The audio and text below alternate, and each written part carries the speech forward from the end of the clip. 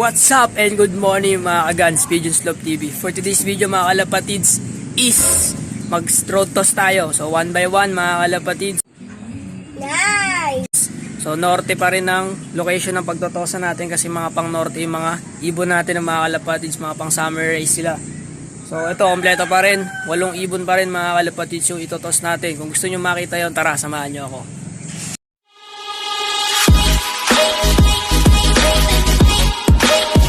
Yan mga kalapatids, so kompleto na yung mga Sparta natin. So punta na tayo sa location. Ito mga kalapatids, nandito na tayo, no? Pero hindi ito yung location na dapat na pupuntahan natin mga kalapatids. So kung makikita nyo sa bandang likod ko, napakadilim no mga kalapatids, na umuulan doon sa pupuntahan dapat natin, bandang San Miguel no mga kalapatids. So dito na lang tayo sa bungad no mga kalapatids, dito na lang natin itotos tong ibon natin kasi baka abutan pa tayo ng ulan doon, no? Napakadilim mo. Yun. O wala kasing ganong araw ngayon mga kalapatids, hindi lumalabas yung araw. Kaya baka mamaya pagpunta natin doon, abutan tayo ng ulan. So ito na yung mga Sparta natin mga kalapatids. So pahinga lang natin ng konti, tapos pakakawalan na natin sila one by one. Good! So ganun pa rin, katulad ng dati, si Alden pa rin yung magbibideo sa atin ng mga kalapatids. So ito, pwede na natin pakawalan yung ibon natin. Spartans! What is your profession?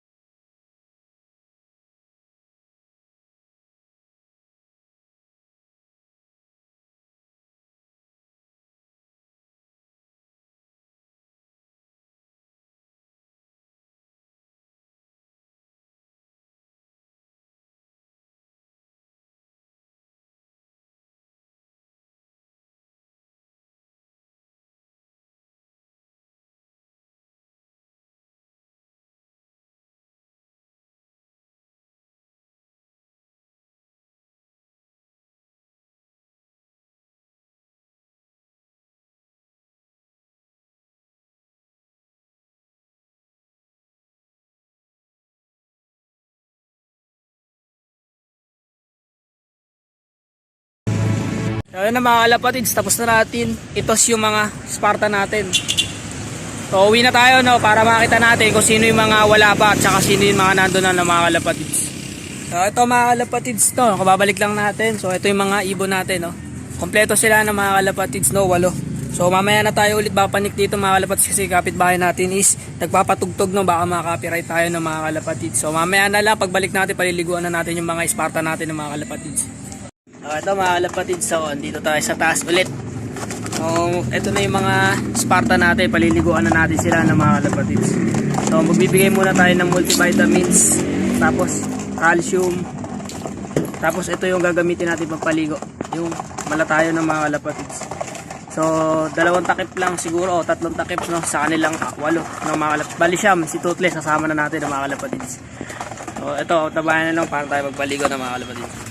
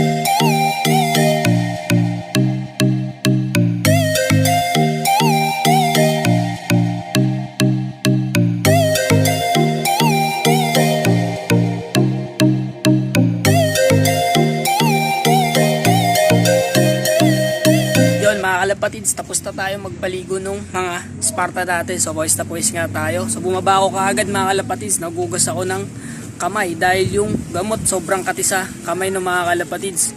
So ang gagawin ko na lang ngayon is babantayan ko tong mga Sparta natin, no mga kalapatids, para hindi sila makain ng pusa kasi nga hindi lumilipad, di ba, mga basa yung ibon natin. So baka mamaya may pusang dumaan na makakita sila, sigurado uhulihin lang sila ng mga kalapatids, madali silang mahuhuli. So mga kalapatids nga pala, yung pagpapaligo ko ng mga Sparta natin is 2 weeks no mga kalapatids bago ako magpaligo ng malatayon. So gagawin ko mga kalapatids, pagkatapos ng 2 weeks malatayon, tapos lumipas yung 1 week is tubig, plain water, tapos kasama yung asin no mga kalapatids. So ganun lang yun. So 2 weeks akong nagpapaligo no ng malatayon mga kalapatids. Tapos plain water pagkalipas ng 1 week na mayroong asin mga kalapatids. Para sa susunod na 2 weeks ulit malatayon. So ayan, yun yung mga resulta mga kalapatids. So may kinis naman sila, mga nagpupulbos naman pag ganun yung ginagawa ko. So dito na natin tatapusin tong video na mga kalapatids. Kung nagustuhan nyo to, huwag nyo kalimutan like, share, comment, subscribe. At pindutin nyo ang notification bell para updated kayo sa mga latest natin video. Bye bye!